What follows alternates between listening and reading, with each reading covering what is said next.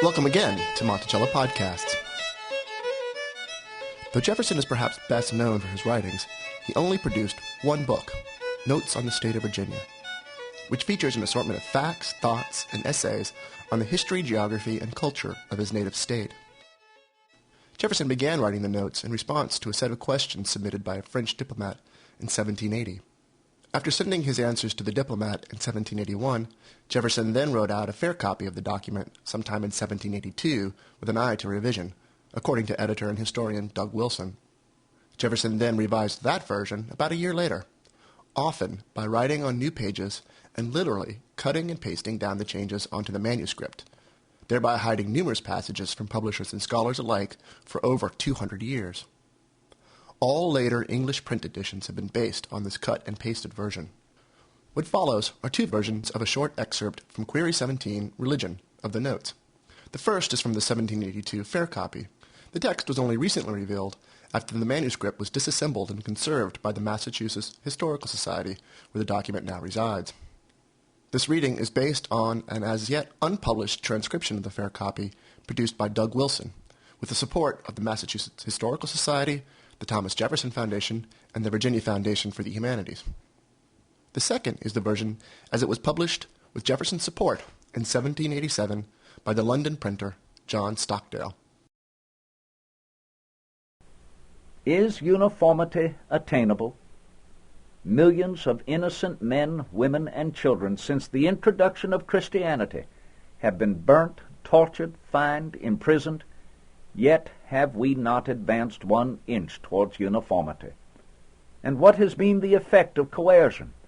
To make one half of the world fools and the other half hypocrites. To support roguery and error all over the globe, except in our own state where it supports the truth. Let us devoutly thank God for his unparalleled goodness and partiality in showing the truth to us 500,000 of souls, while he has left 952.5 being the residue of the inhabitants of this planet, and equally his creations, to the dominion of the devil. But let us not be niggardly. Let us set to them the benevolent example of taking restrictions from the consciences of men, in hopes that this will give an opportunity to those poor, infatuated souls of getting into the right way also. But every state, says an inquisitor, has established some religion. No two, say I, have established the same. Is uniformity attainable? Millions of innocent men, women, and children since the introduction of Christianity have been burnt, tortured, fined, imprisoned, yet we have not advanced 1 inch towards uniformity. What has been the effect of coercion? To make one half the world fools and the other half hypocrites, to support roguery and error all over the earth. Let us reflect that it is inhabited by 1,000 millions of people, that these profess probably 1,000 different systems of religion, that ours is but one of that 1,000, that if there be but one right, and ours that one, we should wish to see the 999 wandering sects gathered into the fold of truth.